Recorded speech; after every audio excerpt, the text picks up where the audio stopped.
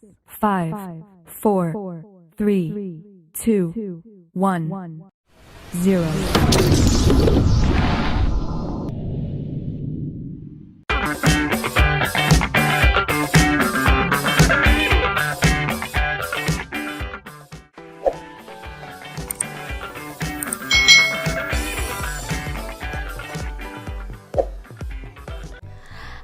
Hai, selamat datang di channel YouTube Kak Citra. Apa kabar adik-adik semuanya? Kak Citra berharap kalian dalam keadaan yang baik, sehat, dan siap untuk belajar ya. Hari ini kita akan belajar bersama-sama untuk mata pelajaran tematik kelas 5. Kita akan belajar di tema 5 tentang ekosistem, subtema 2 hubungan antar makhluk hidup dalam ekosistem, pembelajaran yang keempat. Mari adik-adik yang hebat, kita belajar dengan penuh semangat. Adik-adik yang hebat, hari ini kita akan belajar membuat laporan pengamatan ketampakan alam di daerah sekitar. Lalu kita membuat teks non-fiksi tentang ketampakan alam di sekitar, di daerah sekitar kita. Lalu kalian juga bisa mempresentasikan contoh persatuan dan kesatuan yang terdapat dalam NKRI. Perhatikan kedua gambar di atas. Nah, kedua gambar tersebut merupakan ketampakan yang ada di permukaan bumi adik-adik. Persawahan yang berada di Bali merupakan buatan manusia untuk kebutuhan manusia. Nah, ketampakan berupa sawah merupakan salah satu contoh ketampakan buatan. Gunung merupakan salah satu contoh ketampakan alam ciptaan Tuhan. Contoh ada Gunung Sinabung nih di Sumatera Utara. Terdapat banyak ketampakan alam dan buatan di sekitar kita. Nah, kita bisa diskusikan bersama-sama ketampakan alam dan ketampakan buatan yang kita ketahui. Nah, di sini adik-adik ada percakapan antara Siti dan Lani. Pada hari Sabtu, ayah dan ibu berencana untuk mengajakku dan adikku pergi ke daerah puncak di Bogor. Wah, senangnya. Apa yang akan kamu lakukan di sana, Siti? Udara di sana sangat sejuk dan menyegarkan. Perkebunan teh yang terdapat di sana juga betul-betul asri. Iya, Lan, aku memang berkeinginan untuk berjalan-jalan menyusuri perkebunan teh yang ada di sana. Wah, aku sudah tidak sabar, kata Siti.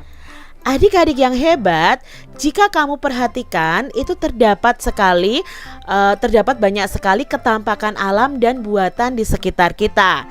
Bahkan banyak ketampakan alam yang juga menjadi tempat wisata yang menarik.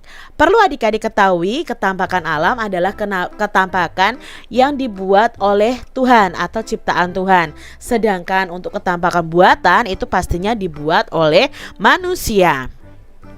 Nah, bacaan berikut ini menjelaskan tentang salah satu contoh ketampakan alam dan buatan yang sering dikunjungi masyarakat Jakarta dan Jawa Barat.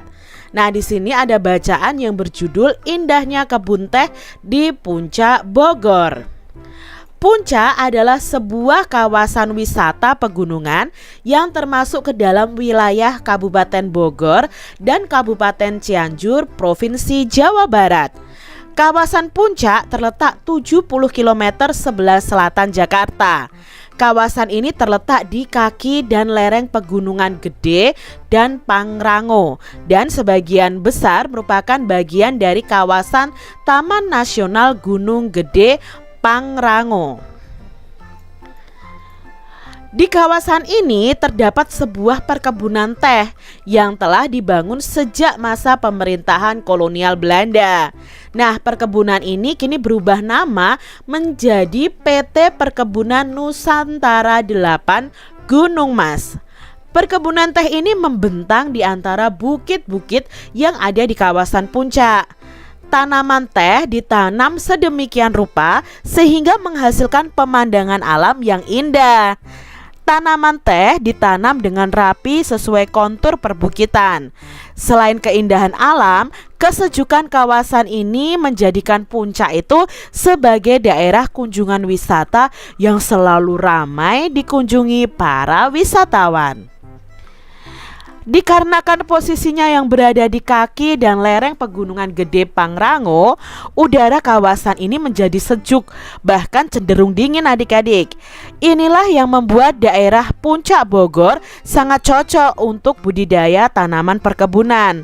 Selain perkebunan teh di daerah Puncak, dapat kita temui juga perkebunan kopi, pala, tanaman hias, dan perkebunan buah seperti stroberi dan sayur mayur.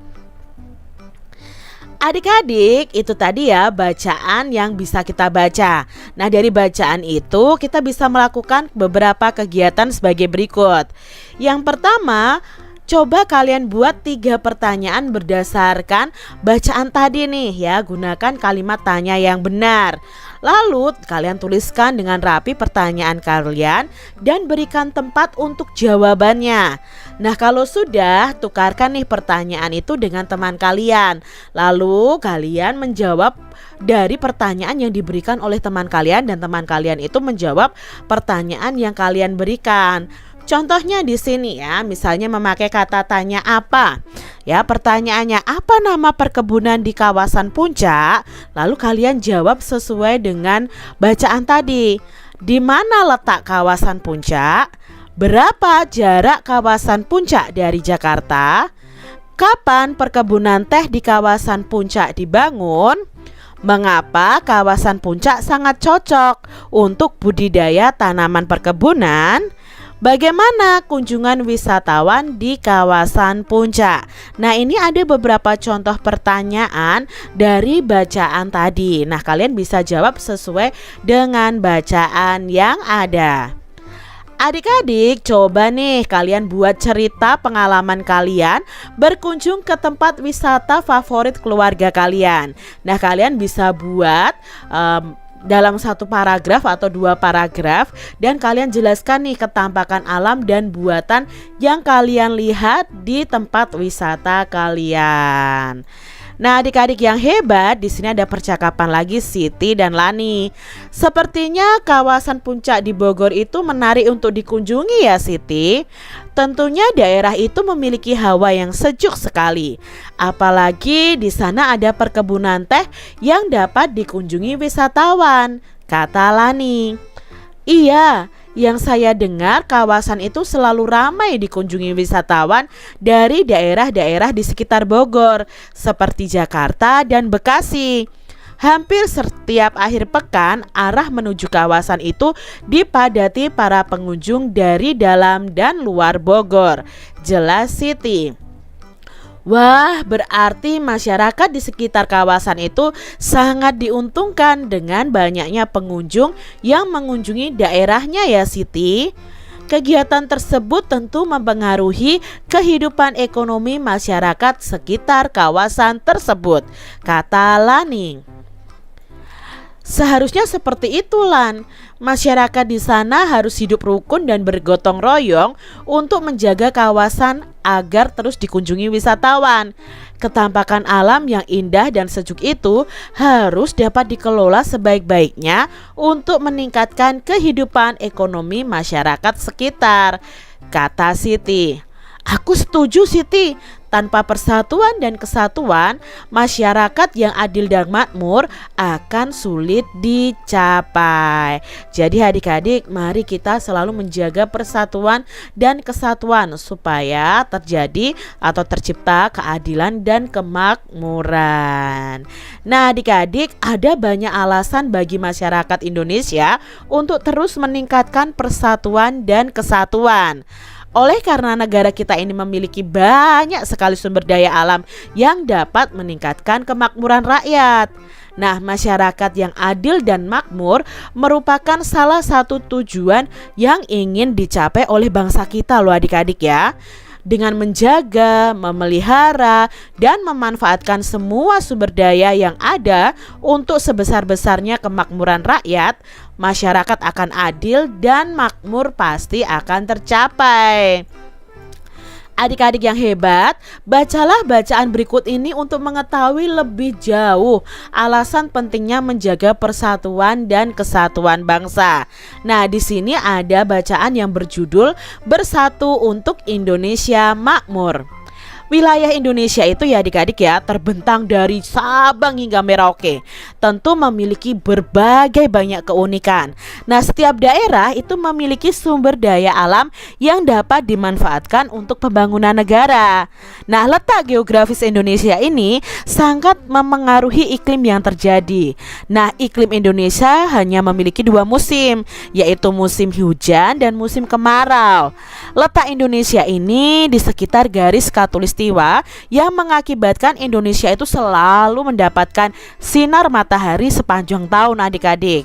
Nah, keberadaan matahari sepanjang tahun ini bermanfaat loh bagi kegiatan agraris sehingga membuat Indonesia menjadi penghasil berbagai komoditas alam.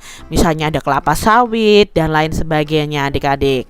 Nah, Indonesia ini memiliki lebih dari 17.000 pulau yang menyimpan potensi alam yang sangat luar biasa. Nah, setiap daerah di Indonesia memiliki sumber daya alam yang khas yang berbeda satu dengan yang lainnya. Nah, kekayaan alam dan hasil bumi Indonesia tidak perlu diragukan lagi adik-adik. Diperlukan usaha untuk mengelolanya dengan benar dan untuk sebesar-besarnya untuk kemakmuran rakyat seperti yang amanatkan dalam Undang-Undang Dasar tahun 1945. Nah, adik-adik yang hebat, di sini persatuan dan kesatuan itu mutlak diperlukan untuk menyatukan tujuan pengelolaan sumber daya alam dan hasil bumi Indonesia. Nah, tanpa persatuan dan kesatuan, kemakmuran rakyat Indonesia tidak akan tercapai adik-adik.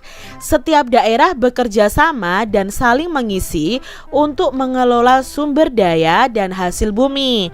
Nah, kemakmuran masyarakat tidak hanya untuk masyarakat daerah tertentu, tapi untuk seluruh masyarakat di Indonesia. Oleh karenanya, setiap usaha pengelolaan sumber daya dan hasil bumi adalah untuk sebesar-besarnya kemakmuran rakyat. Nah, adik-adik, berdasarkan bacaan tadi, kalian bisa melakukan kerja kelompok sebagai berikut.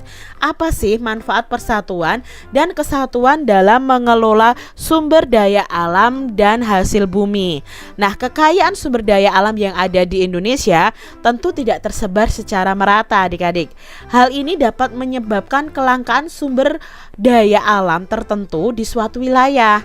Nah, persebaran sumber daya alam yang tidak merata akan menimbulkan saling ketergantungan antar wilayah satu dengan wilayah yang lain untuk memenuhi kebutuhannya masing-masing. Nah, agar tidak terjadi perselisihan dalam pemanfaatan sumber daya alam ini dibutuhkan persatuan dan kesatuan. Nah, dengan persatuan dan kesatuan, sumber daya alam yang ada itu dapat dimanfaatkan bersama. Lalu di sini hal-hal yang dapat terjadi jika sumber daya alam dan hasil bumi itu tidak dikelola dengan mengedepankan persatuan dan kesatuan. Nah, apa yang akan terjadi? Nah, di sini jika pengelolaan sumber daya alam itu tidak mengedepankan persatuan dan kesatuan, maka akan menimbulkan beberapa masalah. Di antaranya terjadi ketimpangan pertumbuhan ekonomi antar daerah yang memiliki sumber daya alam yang melimpah dengan daerah yang memiliki sedikit sekali sumber daya alam, sehingga nanti tidak ada persatuan dan kesatuan. Nah, coba berikan contoh 2 daerah yang mempunyai ketampakan dan sumber daya alam yang berbeda. Nah, misalnya di sini Kak Citra ambil Provinsi Aceh dan Lampung. Provinsi Aceh itu memiliki sumber daya alam minyak bumi dan gas alam yang begitu melimpah. Sedangkan Lampung itu memiliki sumber daya alam yang sedikit. Nah, dengan adanya persatuan dan kesatuan, ternyata kekayaan alam yang melimpah di Aceh bisa dinikmati oleh masyarakat di Lampung. Nah, kalian bisa cari contoh yang lainnya ya adik-adik ya. Nah, adik-adik, Sebutkan sikap-sikap yang dapat memperkuat persatuan dan kesatuan bangsa. Nah, contoh sikap-sikapnya adalah bersikap toleransi terhadap sesama, lalu menjaga kerukunan, tidak membuat ujaran kebencian, lalu mengutamakan kepentingan umum ya daripada kepentingan pribadi. Lalu, bagaimanakah pengaruh letak geografis Indonesia dengan kehidupan masyarakatnya yang agraris?